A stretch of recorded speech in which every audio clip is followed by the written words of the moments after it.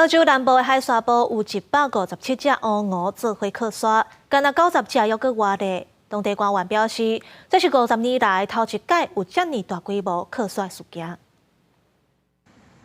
157只乌鹅集体靠搭伫澳洲的南部塔斯马尼亚岛一个真偏远的海沙堡，因伫岸边，因为海涌一直靠过来，因嘛一直滚冷，已经冲来岸顶的，嘛是同款动作，一直伫海沙堡在滚冷。靠搭海翁是伫18下晡，互当地居民发现，野生动物保护官员和兽医接到消息了后，就较紧过来抢救，而且推测一寡海翁可能已经靠搭要78点钟啊，到19个早起为止，敢若剩差不多90只活咧，不过伫几点钟前。活的阁有136只。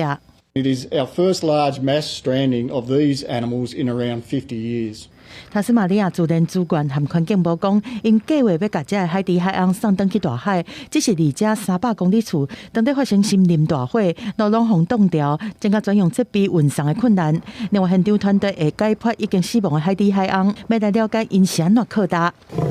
手提正穿的森林保育人员当在巡逻西亚的保护区。西亚是西非塞内加尔的国徽，当地人认为讲西亚是福吉条的动物，有神秘的力量。嘛，因为安尼有真侪偷拿者，定来遮盗杀西亚群，再甲因的皮剥落来做护身符去卖，造成遮的西亚是伫要灭绝。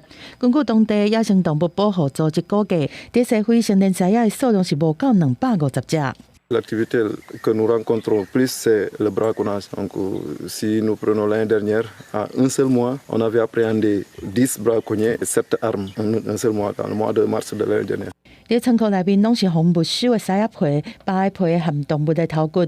根据美联社的报道，一细地西亚皮会当卖$3，差不多台票98块；一条西亚皮大卖要$80，差不多台票2600块。